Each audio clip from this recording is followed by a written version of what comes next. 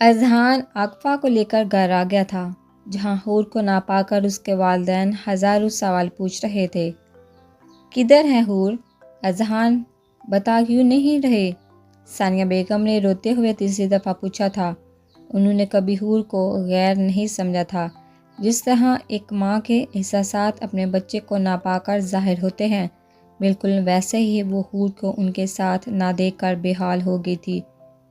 ماما، میں کہہ رہا ہوں نا، میں حور کو ڈھونڈ لوں گا، میں اسے کچھ نہیں ہونے دوں گا، آپ لوگ حوصلہ رکھیے۔ لیکن بیٹا وہ ہے کدھر؟ اس دفعہ سوال احمد صاحب کی طرف سے آیا تھا۔ وہ بھی کافی پریشان نظر آ رہے تھے، کیونکہ انہیں ڈر تھا کہ جن لوگوں کی اسکندر کے ساتھ دشمنی تھی کہیں ان کو حور کا پتہ نہ چل گیا ہو، کیونکہ اگر ایسا ہوتا ہے تو وہ روز محشر اپنے دوست کو کیا جواب دیتے کہ وہ اپنی ذمہ داری اچھے سے نہ نبھا سکے۔ لیکن جب اذہان نے شروع سے لے کر آخر تک انہیں بتایا، اسے سن کر احمد صاحب غصے میں آ گئے۔ ان کو اپنی بیٹی سے یہ امید ہرگز نہ تھی کہ وہ ان سے اتنی بڑی بات چھپائے گی۔ احمد صاحب نے ایک گہرا سانس بھرتے ہوئے اذہان کی طرف دیکھا۔ بابا، اس وقت مجھے آپ لوگوں کی دعاؤں کی ضرورت ہے۔ وہ ان کو تسلی دیتے ہوئے سیکرٹ روم میں آ گیا، جہاں وہ اکثر ایسے لوگوں کی لوکیشن ٹریس کرتا تھا جو اسے چیٹ کرتے تھے، مطلب وہ لوگ جو بزنس کے معاہدے کو اس کے ساتھ کرتے تھے، لیکن پھر جہاں ان کو زیادہ فائدہ نظر آتا ان کے ساتھ فائنل ڈیل کرتے تھے۔ اور اذہان ان کو کافی دفعہ رنگے ہاتھوں پکڑ چکا تھا۔ کمپیوٹر پر بیٹھے اس کی انگلیاں بہت تیزی سے حرکت کر رہی تھی، ماتھے پر غصے کی ہزاروں شکنیں تھیں جن کو وہ چاہ کر بھی ہٹا نہیں سکتا تھا۔ اس نے لوکیشن کے بٹن پر کلک کیا۔ دراصل حور کے گلے میں ایک لاکر تھا جو اذہان نے بچپن میں اسے اس کی سالگرہ پر گفٹ کیا تھا۔ اذہان نے اس لاکر کے اندر ایک چپ لگا دی تھی کہ اگر حور کے ساتھ کبھی بھی برا ہوا تو وہ جلد ہی اس تک پہنچ سکے، اور اس وقت وہ لاکر اسے دنیا کا حسین ترین لاکر لگا تھا جو حور کی لوکیشن بتا رہا تھا۔ یہ کوئی غیر آباد جگہ تھی اور کسی بند کمرے کی طرف جا رہی تھی۔ کمپیوٹر اسکرین پر واضح الفاظ میں مزید لوکیشن کا پتہ چل رہا تھا، لیکن انسان کے لیے اتنا ہی کافی تھا، وہ ایک بند کمرے میں ایک غیر آباد جگہ پر ہے۔ اس نے گاڑی کی چابی اٹھائی اور ریش ڈرائیونگ کرتے ہوئے اس جگہ تک پہنچا جس کا پتہ اسے کمپیوٹر نے دیا تھا۔ وہ اس جگہ پر پہنچ کر چاروں طرف دیکھ رہا تھا، جہاں دور دور تک کوئی نام و نشان نہیں تھا، لیکن ایک فارم ہاؤس تھا، اور اس کا دل کہہ رہا تھا کہ حور یہیں کہیں ہے، اسی لیے وہ فارم ہاؤس کی طرف بڑھ گیا۔ حور کو ہوش آ گیا تھا۔ اس نے اپنے چاروں طرف دیکھا۔ یہ ایک بوسیدہ سا کمرہ تھا جس کو صاف کیے ہوئے پتہ نہیں کتنا عرصہ بیت گیا تھا۔ جگہ جگہ مکڑی کے جالے لٹک رہے تھے اور مٹی سے ہر چیز بڑی ہوئی تھی۔ ایسا لگتا تھا جیسے یہ کمرہ صدیوں سے بند ہے۔ اسے سمجھ نہیں آ رہا تھا اور اس کے ساتھ ہوا کیا تھا۔ جہاں تک اسے یاد تھا تو عاقفہ کو کالج بھیج کر باہر ڈرائیور کو دیکھنے کے لیے گئی تھی، لیکن پھر اچانک سے کسی نے اس کے منہ پر رومال رکھ دیا تھا، جس کی وجہ سے وہ بے ہوش ہو گئی تھی۔ لیکن اس کے بعد کیا ہوا، وہ کیسے یہاں تک پہنچی، ان سب سوالوں کے جواب اس کے پاس نہیں تھے۔ اس نے روتے ہوئے اپنے ہاتھوں کی طرف دیکھا جو لکڑی کی کرسی کے ساتھ بندھے ہوئے تھے، اور یہی حال پیروں کا تھا۔ اس نے بہت کوشش کی کہ وہ یہاں سے نکل سکے، لیکن اسے بہت مضبوطی سے باندھا گیا تھا، وہ چاہ کر بھی آزاد نہیں ہو سکتی تھی۔ اسے شدت سے اذہان یاد آیا تھا کہ کاش کہیں سے وہ آ جائے اور اسے اس جہنم سے بچا لے۔ وہ یہ سوچ ہی رہی تھی جب باہر سے دروازہ کھلنے کی آواز آئی۔ دروازہ کھلنے کے بعد جو انسان اس کے سامنے آیا، اسے دیکھ کر اس کے رونگٹے کھڑے ہو گئے۔ کیسا فیل ہو رہا ہے حور میڈم؟ اس خوبصورت کمرے میں تنہا اور خاص کر اس حالت میں وہ کرسی کے ارد گرد چکر لگاتا ہوا اس کا خون خشک کر رہا تھا۔ راستے میں کوئی تکلیف تو نہیں ہوئی؟ برداشت کرنا پڑی کوئی بھی تکلیف؟ آپ کو وہ کیا ہے، نہ کہ میں تو اپنے دشمنوں کے ساتھ بہت اچھا سلوک کرتا ہوں، لیکن آپ تو میری خاص مہمان ہیں، آپ کے ساتھ میں بھلا کیسے کچھ غلط کر سکتا ہوں؟ کیا ہوا، بول کیوں نہیں رہی جانم؟ اب آپ کی وہ 10 گز لمبی زبان کدھر ہے؟ کیا گروی رکھی ہوئی ہو؟ بولو نا، میں آپ کو سننا چاہتا ہوں۔ اب بھی کہو نا کہ تم ایک لوفر اور گھٹیا انسان ہو، اور ہاں وہ تھپڑ تو یاد ہوگا نا تمہیں؟ چل ایک دفعہ پھر مار دے، میں تیار ہوں تمہارے ان خوبصورت ہاتھوں سے تھپڑ کھانے کے لیے۔ وہ گال اس کے قریب کرتے ہوئے بولا۔ حوریہ کا دل کیا کہ کاش اس کے ہاتھ کھلے ہوتے تو وہ اس لوفر کا منہ توڑنے میں ایک سیکنڈ نہ لگاتی۔ اس نے بے بسی سے اپنے ہاتھوں کو دیکھا جو مضبوطی سے بندھے ہوئے تھے۔ تم بول کیوں نہیں رہی جانا؟ کچھ تو بولو نا، میرے کان ترس کے ہیں تمہارے منہ سے اپنے لیے انگارے چباتے ہوئے الفاظ سننے کے لیے۔ وہ ایک بار پھر اسے بولنے والے اکسا رہا تھا۔ حوریہ نے بے بسی سے اپنے منہ پر بندھی پٹی کی طرف دیکھا۔ ہاں ہاں ہاں، سوری، مجھے تو یاد نہیں کہ تمہارا منہ میں نے بند کیا ہوا ہے۔ چل میں کھول دیتا ہوں، وہ ترس کھانے والے انداز میں بولا اور حوریہ کے منہ سے پٹی کو ہٹا دیا۔ جیسے ہی پٹی کھلی، حوریہ نے کھانستے ہوئے اس شیطان کی طرف دیکھا جس کی نظریں اسے اپنے جسم کے آر پار ہوتی ہوئی محسوس ہو رہی تھی۔ تمہارے جیسے بزدل سامنے سے وار کرنے کے بجائے پیٹھ پیچھے وار کرنے کو زیادہ اچھا سمجھتے ہیں، اور مرد ہو کر ایک کمزور لڑکی پر اپنا دوست جما رہے ہو۔ اگر ہمت ہوتی تو پوری چونی کے سامنے لڑتے، میں بھی دیکھتی تمہاری اوقات کیا ہے۔ وہ ہاور کے غصے کو بھڑکاتے ہوئے بولی، اور یہ الفاظ ہاور کو آگ لگانے کے لیے کافی تھے۔ اچھا تو تمہیں میرے مرد ہونے پر شک ہے، ٹھیک ہے، میں یہ بھی تمہاری خواہش پوری کر دیتا ہوں۔ وہ ہوش بڑی نظروں سے حوریہ کے بغیر دوپٹے کے ہوش شربا سراپے کو سر سے پاؤں تک دیکھتے ہوئے بولا اور قدم حوریہ کی طرف بڑھا دیے۔ حوریہ کو لگا کہ وہ اگر ایک انچ بھی اس کے قریب آیا تو وہ ویسے ہی مر جائے گی۔ نہیں، میرے قریب مت آؤ پلیز، اس نے روتے ہوئے ہاور کی منت کی، لیکن اب وہ اس کی ایک بھی نہیں سننے والا تھا۔ میں جانتی ہوں مجھ سے غلطی ہوئی تھی، اس دن مجھے یونی میں تمہیں تھپڑ نہیں مارنا چاہیے تھا، جو ہوا اس کے لیے I am sorry, next time ایسا نہیں کروں گی۔ وہ روتے ہوئے اس سے التجا کر رہی تھی۔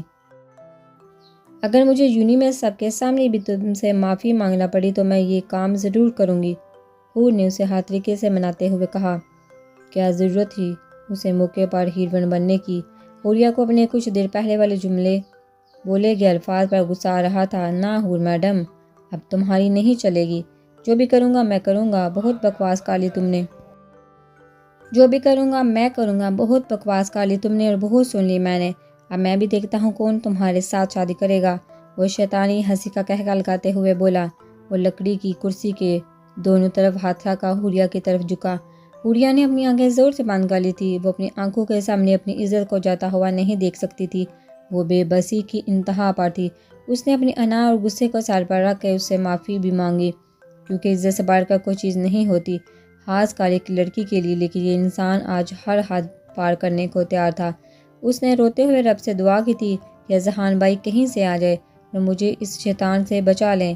شاید وہی ٹائم قبولیت کا تھا۔ ہاور مدہوشی کی حالت میں حوریہ کی گردن میں منہ چھپا رہا تھا۔ جب دروازے کو کسی نے توڑنے کی کوشش کی، وہ جلدی سے پیچھے ہوا تھا۔ اب ڈرنے کی باری ہاور کی تھی، اس نے تو دراب کو بھی نہیں بتایا تھا۔ پھر یہ کون ہو سکتا تھا جو یہاں تک پہنچ گیا؟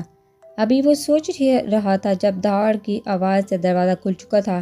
دروازہ کھلنے کے بعد جو چہرہ حور کے سامنے آیا وہ اذہان کا تھا۔ وہ یہ سوچ بھی نہیں سکتی تھی کہ اس کی دعا اتنی جلدی قبول ہو جائے گی، اور بے شک اللہ تعالیٰ اپنے بندوں کو مصیبت میں نہیں دیکھ سکتا۔ اپنے سچے دل سے دعا کر کے تو دیکھیں، وہ تو آپ کی شہ رگ سے بھی زیادہ قریب ہے، پھر وہ آپ کی دعا کو کیسے رد کر سکتا ہے اور آپ کو کیسے مصیبت میں چھوڑ سکتا ہے؟ اور حور کو ایسے ہی لگا کہ اذہان کو میرے لیے فرشتہ بنا کر ہی اللہ تعالیٰ نے بھیجا ہے۔ اس نے روتے ہوئے اذہان کی طرف دیکھا۔ حور کی حالت دیکھ کر وہ شیر کی طرح ہاور کی طرف لپکا تھا۔ اسے کچھ بھی سوچنے یا سمجھنے کا موقع دیے بغیر وہ اس پر مکوں اور گونسوں کی بارش کر چکا تھا۔ تیری اتنی ہمت تو اذہان شاہ کی عزت کی طرف گھٹیا نگاہوں سے دیکھے، انہی ہاتھوں سے تو نے اسے ٹچ کیا تھا نا؟ اذہان نے بلیڈ سے اس کے دونوں ہاتھوں پر کٹ لگاتے ہوئے کہا۔ ہاور درد سے بلبلا اٹھا۔ آج تک میں نے اسے پھولوں کی طرح رکھا، کبھی کوئی تکلیف، کبھی کوئی پریشانی نہیں آنے دی، لیکن تیری اتنی ہمت کہ تو اسے اپنے فارم ہاؤس پر لے آیا۔ آج تجھے ایسی عقل دوں گا کہ کل کسی لڑکی کی عزت پر ہاتھ ڈالنا تو دور کی بات، اس کی طرف دیکھنا بھی گناہ سمجھو گے۔ اذہان نے تیش کے عالم میں اس کا سر دیوار سے دے مارا اور سر سے خون کا ایک فوارہ نکل پڑا تھا، لیکن اذہان کا غصہ ختم ہونے کا نام نہیں لے رہا تھا۔ اذہان بھائی چھوڑ دے، اسے مر جائے گا، پلیز بس کریں۔ حوریہ کی روتی ہوئی آواز سے اس نے اپنے ہاتھوں کی طرف دیکھا جو خون سے بھر چکے تھے۔ ہابر کو وہی پھینکتے ہوئے اس نے حوریہ کو رسیوں سے آزاد کیا جس کی وجہ سے اس کے نازک کلائیوں پر زخم بن چکے تھے۔ جیسے ہی وہ اسے آزاد کر کے پیچھے ہونے لگا، حور ایک دم سے اس کے گلے لگ کے رونا شروع ہو گئی تھی، جیسے کسی کھوئے ہوئے انسان کو دنیا کی بھیڑ میں کوئی اپنا مل گیا ہو اور وہ رو رو کر اس کے گلے لگ کر اپنا سارا دل کا غبار نکال دینا چاہتا ہو۔ یہ سب اتنی جلدی ہوا کہ اذہان کو کچھ بھی سمجھ نہیں آیا اور وہ اسے چاہ کر بھی خود سے دور نہ کر سکا۔ آپ نے اتنی دیر کیوں کر دی آنے میں رب سے دعا کر رہی تھی کہ اگر آج آپ وقت پر نہ آتے تو میں مر جاتی۔ خبردار اگر آج کے بعد مرنے کی بات کی تو ورنہ میں خود تمہیں اپنے ہاتھوں سے مار دوں گا، سمجھی؟ تم اذہان شاہ کے لیے کیا ہو یہ وقت آنے پر بتا دوں گا۔ اس طرح کی بکواس سے اب پرہیز کرو اور اب چپ کرو، بہت رو لیا۔ میں آ گیا ہوں نا تو اب مزید نہیں رونا۔ ایسے ہو سکتا ہے بھلا میرے ہوتے ہوئے تمہیں کوئی بری نظر سے دیکھ سکے، میں آنکھیں نہ نکال دوں اس کی۔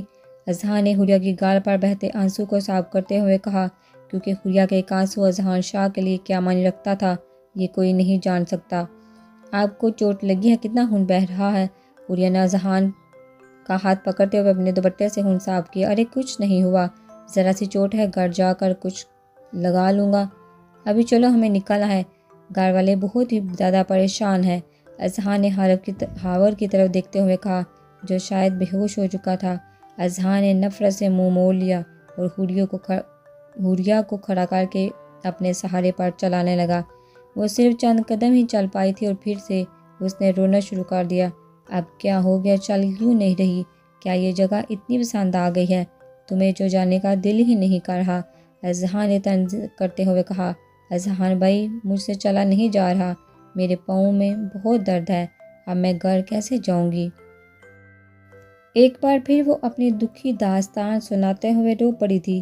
حور کا بس یہ کہنا تھا کہ اذہان نے اسے ایک سیکنڈ سے پہلے اپنے بازو میں اٹھا لیا تھا۔ اذہان بھائی آپ یہ کیا کر رہے ہیں؟ مجھے نیچے اتاریں، میں خود چل لوں گی، حوریہ نے شرم سے لال ہوتے ہوئے کہا۔ چپ ہو جاؤ ایک دم۔ حور اگر اب تمہاری آواز آئی تو تمہیں یہیں چھوڑ جاؤں گا اور اس بار بالکل بھی بچانے نہیں آؤں گا۔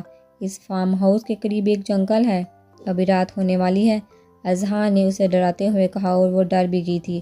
کیا پتہ یہ ایسا کر بھی دے، اور اگر اس شیطان نے تو اب کسی بھوکے شیر کی خوراک نہ بن جاؤں۔ یہ سب سوچتے ہوئے اس نے جھرجھری لی اور آنکھیں زور سے بند کر چکی تھی کیونکہ اذہان کے چہرے کی طرف دیکھنے کی بالکل بھی اس میں ہمت نہیں تھی۔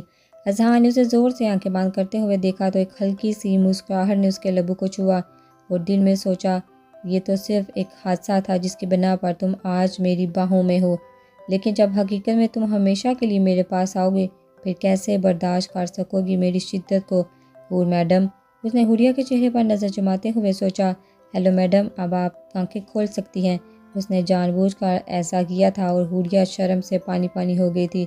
اذہان نے آہستہ سے اسے سیٹ پر بٹھایا جیسے وہ کوئی کانچ کی گڑیا ہو اور خود ڈرائیور سیٹ پر آ کر گاڑی اپنی منزل کی طرف روانہ کر دی۔ اذہان راستے میں وقفے وقفے سے حوریہ کے فیس ایکسپریشن نوٹ کر رہا تھا جو کبھی خوف زدہ ہو جاتی اور کبھی شرم سے آنکھیں جھکا لیتی۔ وہ سمجھ نہیں پا رہا تھا کہ اس کے دماغ میں کیا چل رہا ہے، لیکن خیر وہ اس کے بارے میں جو بھی سوچ رہی ہو اسے کوئی پرواہ نہیں تھی۔ اسے تو اس بات کی بہت خوشی تھی کہ وہ اپنی حور کو بچا پایا تھا۔ اگر وہ وقت پر نہ پہنچتا تو نہ جانے وہ شیطان صرف انسان اس کے ساتھ کیا کرتا۔ لیکن اس سب میں حوریہ کی بھی غلطی تھی۔ عاقفہ کو تو وہ اچھی خاصی سنا چکا تھا اور اب باری حور کی تھی۔ ابھی وہ اسی لیے چپ تھا کہ وہ پہلے ہی بہت ڈری ہوئی ہے، میرے غصے کرنے پر مزید رونا شروع کر دے گی۔ لیکن اذہان نے اس کی عقل ٹھکانے لگانے کا سوچ رکھا تھا۔ اب صرف اسے اس بات کا ویر تھا کہ کب وہ اس خوف سے باہر ہو اور کب وہ اس سے اس کی غلطی کا حساب لے سکے، کیونکہ اس واقعے نے اس کے دماغ پر گہرا اثر چھوڑا تھا۔ اذہان کو کیے ہوئے کافی دیر ہو چکی تھی لیکن ابھی تک اس کی کوئی کال نہیں آئی تھی۔ احمد صاحب پریشانی سے ادھر ادھر چکر لگا رہے تھے۔ انہیں کچھ سمجھ نہیں آ رہا تھا کہ ایک دم سے یہ کیا ہو گیا۔ ثانیہ بیگم پہلے ہی بلڈ پریشر کی مریضہ تھی، ابھی ان کا بی پی شوٹ کر گیا تھا۔ احمد صاحب نے انہیں سمجھاتے ہوئے آرام کرنے کے لیے بھیج دیا تھا اور عاقبہ بھی ان کے ساتھ تھی۔ عاقبہ نے اپنی ماں کی طرف دیکھا جو میڈیسن کی وجہ سے سو چکی تھی، لیکن چہرے پر فکر و پریشانی کے احساس واضح نظر آ رہے تھے۔ اس نے دکھ سے ان کی طرف دیکھا اور ٹھنڈی آ بڑھی۔ اگر اس دن وہ سب اذہان بھائی کو بتا دیتی جو یونی میں ہوا تو کاش آج حور کے ساتھ ایسا نہ ہوتا اور نہ ہی ماما کی حالت ایسی ہوتی۔ ایک آنسو ٹوٹ کر اس کی ہتھیلی پر جذب ہو گیا۔ لیکن ہونے کو کون روک سکتا ہے؟ جو حادثہ یا جو پریشانی انسان کی قسمت میں لکھ دی گئی ہے اس کو فیس کرنا اس انسان پر فرض ہو جاتا ہے، چاہے وہ رو کر حل کرے اسے یا پھر خوشی سے۔ حور کی قسمت میں یہ حادثہ ہونا ہی تھا، لیکن عاقبہ خود کو قصوروار سمجھ رہی تھی۔ اذہان اور حور اس سنسان علاقے میں کافی دور آ چکے تھے۔ اب ان کی گاڑی ایک جنگل سے گزر رہی تھی۔ یہ جنگل اس علاقے سے تھوڑا دور تھا۔ ابھی کچھ دیر ہی ہوئی تھی جب آسمان کالے بادلوں سے ڈھک چکا تھا اور ہلکی ہلکی ہوا چلنا شروع ہو چکی تھی۔ ایسا معلوم ہوتا تھا جیسے اس ہوا کے ساتھ بارش بھی شروع ہو جائے گی۔ اذہان ابھی موسم کی صورتحال کے بارے میں سوچ رہا تھا جب ایک دم سے ہوا نے زور پکڑا تھا اور آندھی کی شکل اختیار کر گئی تھی۔ اذہان نے جلدی سے گاڑی کے شیشے اوپر کیے جو گرمی کی وجہ سے نیچے تھے کیونکہ مٹی بہت زیادہ آ رہی تھی، اور پھر بیک سیٹ پر حور کی طرف دیکھا جس کی آنکھیں بند تھی۔ پتہ نہیں وہ سو چکی تھی یا ویسے آنکھیں بند تھی، اس کیفیت کا اندازہ اذہان نہ لگا سکا۔ آندھی ایک طوفان کی شکل اختیار کر چکی تھی۔ اذہان سے گاڑی چلانا مشکل ہو رہی تھی۔ اس نے سلو سپیڈ میں گاڑی سڑک کے دائیں جانب کھڑی کر دی اور طوفان کے رکنے کا انتظار کرنے لگا۔ اذہان نے چالان کیا جو اس نے غلطی سے بند ہو چکا تھا۔ گھر سے 15 مس کال دے کر وہ سمجھ گیا تھا کہ گھر والے کافی پریشان ہیں۔ گھڑی دوپہر کے 3 بجا رہی تھی، لیکن اس طوفان میں ایسا محسوس ہو رہا تھا جیسے شام کے 7 بج گئے ہوں۔ حور جو تھکاوٹ کی وجہ سے سو گئی تھی اچانک آنکھ کھلنے سے اپنے ہر طرف اندھیرا دیکھ کر خوف زدہ ہو گئی۔ اذہان بھائی کیا آپ یہاں ہیں؟ اس نے روتے ہوئے اذہان کو پکارا۔ اذہان جو اس راستے سے باہر نکلنے کا سوچ رہا تھا حور کے پکارنے پر ایک دم سیدھا ہوا۔ کیا ہوا حور؟ میں یہی ہوں، اس نے اپنی موجودگی کا احساس دلاتے ہوئے کہا۔ مجھے لگا آپ مجھے چھوڑ کے چلے گئے ہیں، اور یہ باہر اتنا اندھیرا ہو گیا ہے، اور اب ہم گھر کیسے جائیں گے؟ اور یہ طوفان کب رکے گا؟ اب تو بارش بھی شروع ہو گئی ہے، اس نے روتے ہوئے گاڑی کے شیشوں سے باہر دیکھتے ہوئے کہا۔ ایک تو حوریہ پتہ نہیں تمہارا مسئلہ کیا ہے، بے وجہ رونا شروع کر دیتی ہو۔ میں بھلا کیسے چھوڑ کے جا سکتا ہوں تمہیں پاگل؟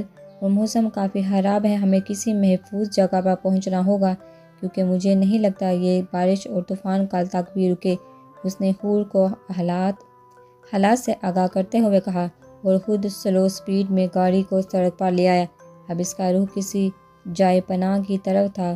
اسے دور سے ایک گھر دکھائی دے رہا تھا جو دیکھنے میں کسی غریب انسان کا لگ رہا تھا، لیکن اس وقت اذہان کے لیے وہ کسی محل سے کم نہیں تھا۔ لیکن وہاں تک گاڑی نہیں جا سکتی تھی، گھر تک پہنچنے کے لیے انہیں پیدل چل کر جانا تھا۔ اذہان نے کچھ سوچتے ہوئے حور کی طرف دیکھا جو نیم غنودگی میں شیشے سے باہر دیکھ رہی تھی۔ حور بات سنو، اذہان نے گاڑی ایک طرف لگاتے ہوئے آواز دی۔ جی، اس نے سوالیہ نظروں سے اس کی طرف دیکھا۔ یہ جو سامنے ایک گھر تمہیں دکھائی دے رہا ہے نا، ہمیں وہاں تک پیدل چل کر جانا ہوگا کیونکہ گاڑی وہاں نہیں جا سکتی۔ اذہان نے گھر کی طرف اشارہ کرتے ہوئے کہا، لیکن میں کیسے جاؤں گی؟ اور بارش میں تو بالکل نہیں۔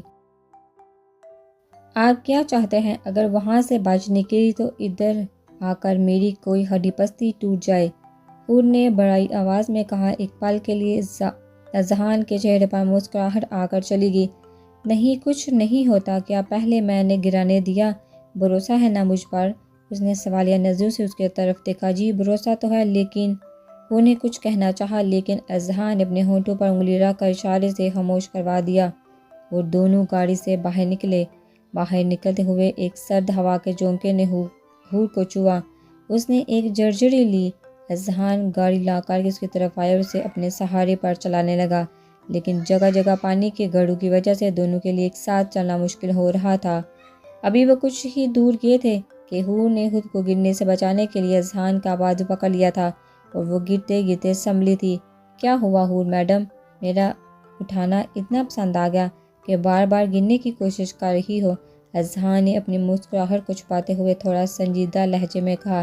اذہان بھائی، اس نے 22 لفظ کو لمبا کرتے ہوئے کہا۔ جی حور، اذہان نے اسی کے لہجے میں نقل اتارتے ہوئے کہا۔ آپ ایسا کیسے کہہ سکتے ہیں مجھے؟ اس نے بڑی آواز میں اذہان کی طرف دیکھتے ہوئے کہا۔ ہاں ہاں ہاں، اذہان نے ایک زوردار قہقہ لگایا۔ کیا مطلب ہے ایسا کہہ سکتے ہیں؟ اس میں کوئی بری بات تھوڑی ہے، اور ویسے بھی میں کسی کی مدد کرنا اپنا فرض سمجھتا ہوں۔ اچھا، مطلب اب میں کسی میں شامل ہو گئی؟ اگر میری مدد کریں گے تو وہ کسی کی مدد ہوگی۔ اسے گہرا صدمہ لگا تھا۔ کسی دیکھنے والے کو وہ دونوں ایک خوبصورت کپل لگ رہا تھا جو اپنی چھوٹی چھوٹی نوک جھونک سے برے وقت وہ بھی خوبصورت بنانے کا ہنر رکھتا ہو۔ اذہان نے حور کی طرف دیکھا جو اپنی بات کہہ کے چپ ہو گئی تھی۔ اذہان نے اس کے جھکے سر کو دیکھا، لیکن اس بار اذہان نے اسے تنگ کرنے کا ارادہ ترک کر دیا۔ اس پاگل لڑکی کا کیا پتہ پھر سے رونا شروع کر دے، اسی لیے وہ اسے خاموشی سے اپنے سہارے پر چلاتا رہا۔ کافی دیر چلنے کے بعد حوریہ کی بس ہو گئی تھی۔ بارش کی وجہ سے سارے کپڑے بھیگ چکے تھے اور یہی حال اذہان کا تھا، لیکن جیسے تیسے کر کے وہ گھر کے قریب پہنچے۔ یہ ایک پرانا سا لکڑی کا دروازہ تھا جس کے باہر امیر گھرانوں کی طرح بیل بجانے کا کوئی سسٹم نہیں تھا۔ اذہان نے دروازے پر لٹکی کنڈی کو دیکھا اور اسے ہلکا سا کھٹکھٹایا، مگر کوئی جواب نہ ملا۔ یہی عمل اس نے پھر سے دہرایا اور اس بار تھوڑا زور سے دروازہ کھٹکھٹایا، اور اس بار ایک بوڑھی عورت نے دروازہ کھولا، لیکن اپنے سامنے نوجوان لڑکا اور لڑکی کو دیکھ کر پہلے تو حیران رہ گئی، لیکن پھر موسم کو دیکھ کر کچھ اور سوچ کر مسکرائی۔ وہ جو بارش سے بچنے کے لیے اذہان کے ساتھ تقریباً چپکی ہوئی تھی، دروازہ کھلنے پر اس نے سامنے دیکھا تو ایک بوڑھی عورت انہیں مسکراتے ہوئے دیکھ رہی تھی۔ جی بیٹا، آپ لوگ کون اور مجھے غریب کے دروازے پر کیا کر رہے ہیں؟ اس نے پھر بھی پوچھ لینا مناسب سمجھا۔ اصل میں آنٹی ہم گھر جا رہے تھے، لیکن راستے میں موسم کی صورتحال کی وجہ سے نہ جا سکے، اور گاڑی میں پیٹرول بھی اتنا نہیں تھا۔ ہم بہت مشکل سے آپ کے گھر تک پہنچے ہیں۔ اگر اجازت ہو تو آج ہم آپ کے گھر رک سکتے ہیں؟ اذہان نے تفصیل سے بتاتے ہوئے سوالیہ نظروں سے اس بوڑھی عورت کو دیکھا۔ ہاں ہاں، کیوں نہیں بیٹا، اندر آ جاؤ۔ اس نے اجازت دیتے ہوئے دونوں کو اندر آنے کا کہا۔ یہ دو چھوٹے چھوٹے کمروں پر مشتمل گھر تھا جو مٹی سے بنا ہوا تھا۔ تم دونوں بیٹھو، میں تمہارے لیے چائے لے کر آتی ہوں۔ وہ ان دونوں کو ایک کمرے میں چارپائی پر بٹھا کر چائے کا بندوبست کرنے کے لیے چلی گئی۔ اذہان نے حور کی طرف دیکھا جو چارپائی پر بیٹھی ہلکا ہلکا کانپ رہی تھی۔ شاید بارش میں بھیگنے کی وجہ سے باہر ہو گیا تھا یا اسے ٹھنڈ لگ گئی تھی۔ اس نے جلدی سے پاس پڑا کپڑا اس کے گرد لپیٹا، لیکن اس کی حالت میں کوئی کمی نہیں آئی تھی۔ ماتھے پر ہاتھ لگا کر باہر چیک کرنا چاہا تو وہ گرم انگارے کی طرح تپ رہا تھا۔ وہ پریشانی سے اس بوڑھی عورت کے پاس گیا جو ان کے لیے چائے بنا رہی تھی۔ کیا ہوا بیٹا، کچھ چاہیے کیا؟ اس نے چوکھٹ پر کھڑے اذہان کو دیکھ کر پوچھا۔ جی آنٹی، اصل میں بارش میں آنے سے ہم دونوں کے کپڑے بھیگ گئے ہیں اور اس سے بہار بھی بہت تیز ہے۔ اذہان کو سمجھ نہیں آیا تھا کہ وہ کیسے بتائے، کیونکہ دنیا کے سامنے اذہان کا حوریہ کے ساتھ کوئی رشتہ نہیں تھا۔ تم فکر نہ کرو بیٹا، میں اس کے کپڑے بھی بدل دیتی ہوں اور اس کے لیے قہوہ بھی بنا دیتی ہوں۔ مجھے خوشی ہوئی یہ دیکھ کر کہ تم اپنی بیوی کی اتنی فکر کرتے ہو۔ خدا تم دونوں کی جوڑی سلامت رکھے، وہ اذہان کو دعا دیتی ہوئی بولی، اور اچانک دل میں اذہان نے آمین کہا تھا۔ شاید وہ ان دونوں کو میاں بیوی سمجھ رہی تھی، اور یہ سن کر اذہان کو برا نہیں لگا تھا، بلکہ دل میں ایک انجانی سی خوشی ہوئی تھی۔ اپنا ایک سوٹ لے کر وہ حور کے پاس آئی تھی۔ بیٹا آنکھیں کھولو۔ حور جو نیم غنودگی میں چارپائی پہ لیٹی ہوئی تھی، اس عورت کے پکارنے پر سامنے دیکھنے لگی۔ بیٹا اٹھو، یہ کپڑے پہن لو، تمہارے لیے یہ کپڑے بہت کھلے ہوں گے، لیکن مجبوری ہے، خشک کپڑے پہن لو گی تو سردی نہیں لگے گی۔ اس نے حور کو سہارا دے کر اٹھاتے ہوئے کہا اور اس کے کپڑے بدلنے لگی۔ اذہان باورچی خانے میں کھڑا اس عورت کا انتظار کر رہا تھا جب اسے وہ کمرے سے باہر نکلتی نظر آئی۔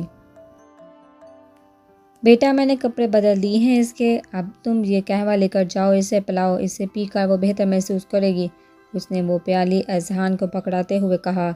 اذہان نے مشکور نظروں سے اس غریب عورت کی طرف دیکھا جو اس برے وقت میں ان کے کام آئی تھی اور یقیناً کسی فرشتے سے کم نہیں تھی۔ اذہان شکر گزار نگاہوں سے اس عورت کی طرف دیکھتے ہوئے کمرے میں آ گیا اور گرم چادر میں لپیٹی اس معصوم پری کو دیکھا جو ایک دن میں ہی نڈھال ہو چکی تھی۔ اور اٹھو، یہ قہوہ پی لو، تم بہتر محسوس کرو گی، اذہان نے آواز دیتے ہوئے کہا، لیکن وہ شاید اب زیادہ نڈھال تھی یا بخار کی وجہ سے اس میں اٹھنے کی ہمت نہیں تھی۔ اذہان نے چارپائی پر جگہ بناتے ہوئے خود بیٹھ کر اسے سہارا دیا اور قہوہ پلانے لگا جیسے کسی چھوٹے بچے کو ٹریٹ کرتے ہیں۔ قہوہ پیتے ہی وہ بوڑھے منہ بنا رہی تھی اور ایسا کرتے ہوئے وہ سیدھا اذہان کے دل میں اتر رہی تھی۔ قہوہ پینے کے بعد وہ اذہان کے سینے سے ٹیک لگا چکی تھی۔ اذہان جو اپنا کام مکمل کرنے کے بعد اٹھنے کا سوچ رہا تھا، حوریہ کی حرکت پر حیران رہ گیا اور حور میڈم آرام سے اس کے سینے سے ٹیک لگائے پھر سے پہلے والی حالت میں چلی گئی تھی۔ وہ اب چاہ کر بھی وہاں سے نہیں اٹھ سکتا تھا، لیکن پھر بھی اس نے وہاں سے اٹھنے کی کوشش کی تھی، مگر اپنے ہاتھ پر حور کی گرفت دیکھ کر وہ ایک بار پھر شاکڈ ہو گیا۔ مطلب وہ نہیں چاہتی تھی کہ وہ وہاں سے اٹھے۔ کچھ سمجھتے ہوئے اس نے پاس ہی چارپائی پر جگہ بناتے ہیں اس کی طرف دیکھا، جس کا چہرہ بخار کی وجہ سے سرخ ہو گیا تھا۔ گرمی پلکوں کے نیچے خوبصورت بڑی بڑی آنکھیں بند تھی، گلابی ہونٹ جو سردی کی وجہ سے تھوڑے نیلے ہو چکے تھے اور ہونٹوں کے کنارے سیاہ تل جو ہمیشہ اسے اس کی توجہ کا مرکز بنا تھا، آج قیامت لگ رہا تھا۔ اذہان کے لیے یہ وقت بہت مشکل تھا، نہ وہ دور جا سکتا تھا اور نہ ہی اپنے دل کی سن سکتا تھا۔ وہ اس وقت خود کو بہت بے بس محسوس کر رہا تھا۔ اسے چارپائی پہ لیٹے ابھی کچھ دیر ہوئی تھی جب اس کی کمر میں درد ہونا شروع ہو چکا تھا۔ ظاہر ہے ایک 6 فٹ کا جوان مرد تھوڑی جگہ پر کیسے لیٹ سکتا تھا۔ اس نے تھوڑے غصے سے حور کی طرف دیکھا جو اس کا ہاتھ پکڑے دنیا سے غافل تھے۔ یہ لڑکی پتہ نہیں مجھ سے کس بات کا بدلہ لے رہی ہے، ایک تو ہاتھ پکڑا ہے اور اوپر سے میری کمر ٹوٹ رہی ہے۔ کم جگہ سے اذہان بھائی، آپ مجھے چھوڑ کر مت جانا۔ وہ پتہ نہیں بہار میں کیا بولے جا رہی تھی۔ اذہان نے کان قریب کرتے ہوئے سننے کی کوشش کی، لیکن اسے صرف اذہان بھائی لفظ ہی سنائی دیا۔ حور یار، اس طرح کے موقع پر تو بھائی کمینے لفظ کو استعمال نہ کرو۔ کیا چاہتی ہو میں تمہارے ان پھولے اور لال گالوں پر اپنے تھپڑوں کی برسات کروں؟ اس نے بھائی لفظ پر چڑھتے ہوئے آہستہ آواز میں کہا۔ اس نے ہاتھ چھوڑ کر ایک دم سے اذہان کے سینے پر اپنا ہاتھ رکھا۔ یا اللہ خیر، آج میری عزت کی حفاظت کرنا، مجھے لگتا ہے یہ لڑکی ضرور میرے ساتھ کچھ غلط کرے گی۔ اذہان نے آسمان کی طرف دیکھتے ہوئے کہا۔ وہ ایسے لیٹی تھی جیسے کوئی 3 سال کا بچہ اپنی ماں کے ساتھ لپٹتا ہے۔ اب اذہان کی بس ہو چکی تھی۔ اس نے آہستہ سے اس کے ماتھے پر ہونٹ رکھے جو بخار سے تپ رہا تھا، ہاتھ سے اس کے چہرے سے بال پیچھے کیے جو بار بار منہ پر آ رہے تھے۔ گیلے بالوں کو اس نے چوٹی سے آزاد کر دیا تھا اور کھلے بالوں کے ساتھ وہ اور بھی دلکش لگ رہی تھی۔ اذہان نے اس کے بائیں گال پر ہونٹ رکھے اور یہی عمل وہ ہونٹ کے قریب دل پر کرنا چاہتا تھا، لیکن اس سے پہلے وہ مزید بہکتا بوڑھی عورت کی آواز سے جلدی سے ہوش کی دنیا میں آیا۔ بیٹا، اب کیسی طبیعت ہے تمہاری بیوی کی؟ وہ فکر مندی سے پوچھنے لگی۔ جی آنٹی، اب بہتر ہے کچھ، اس نے تھوڑا اٹھتے ہوئے جواب دیا۔ اچھا بیٹا، ایسے ہی خیال رکھا کرو اپنی بیوی کا، مجھے اچھا لگا تمہارا اس کے لیے فکر مند ہونا۔ تم دونوں سو جاؤ، میں صبح اٹھا دوں گی۔ بس یہی پوچھنے آئی تھی میں، وہ مسکراہٹ چھپاتی ہوئی دروازہ بند کر کے چلی گئی اور پیچھے اذہان کا دل کیا کہ وہ شرم سے ڈوب مرے۔ اب پتہ نہیں وہ کیا سوچتی ہوں گی ہمارے بارے میں، لیکن ہے جو بھی سوچے، میاں بیوی تو بنا ہی دیا ہے، انہوں نے کیا فرق پڑتا ہے ان کے کچھ بھی سوچنے سے۔ تمام سوچوں کو جھٹکتے ہوئے وہ خود بھی سونے کی کوشش کرنے لگا۔